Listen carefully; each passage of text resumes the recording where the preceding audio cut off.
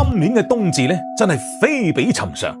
12月21號，恰逢農曆嘅11月初二，經常講冬大過年。往年嘅冬至啊，可能大家未必太過在意，咁但係今年嘅冬至咧，卻有住特殊嘅意義。佢恰逢天赦日，咁樣嘅巧合咧，下一次可能要等下個世紀嘅啦。冬至咧係一年當中夜晚最長、白天最短嘅一日，佢象徵住新一輪嘅開始，寓意住希望同埋生機。咁而天赦日真係另一種形式嘅新生，兩者疊加，仿佛賦予咗呢一日更加蓬勃嘅生命力。冬至遇天赦，三做四不做，呢啲老傳統能夠流傳至今，自然有佢道理。嗱，我哋不妨聽下係邊啲講究，呢個呢亦都係對傳統文化嘅尊重同埋傳承。呢條視頻呢，你刷到真係有福噶啦！好多人呢可能未必太重視咁樣特殊嘅日子，咁但係大家都希望自己能夠平安健康。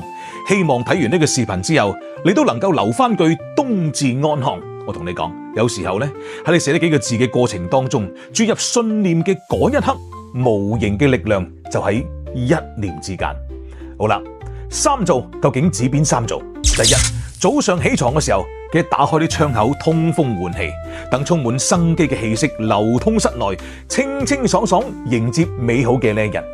第二，冬大過年，人間小團圓。呢一日呢，唔少得親友之間嘅祝福，相互美好嘅信念傳遞，會提升自身嘅氣場。第三，瞓覺之前浸腳搓耳仔，尤其搓耳仔，10分鐘嘅按摩可以疏通耳仔，對應人體90幾個穴道，防寒護陽啊，最適合冬至養生呢個特殊嘅時刻。咁邊四唔做呢？第一，唔好喺冬至呢一日做重大決定。因為呢一日生機勃發，一切處於散發階段，心情平靜落嚟，遇事則緩係關鍵。第二，唔好霎氣，呢一日呢充滿歡聲笑語，要保持好嘅心情。第三，如果屋企裏邊呢有枯萎嘅花花草草，記得及時清咗佢，置換新嘅，令家庭當中有新嘅生機。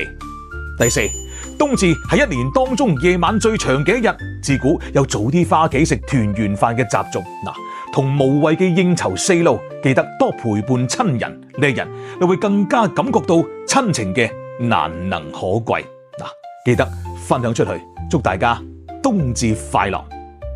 今年嘅冬至咧，真係非比尋常。12月21號，恰逢農曆嘅11月初二，經常講冬大過年。往年嘅冬至啊，可能大家未必太過在意，咁但係今年嘅冬至呢，卻有住特殊嘅意義。佢恰逢天赦日，咁樣嘅巧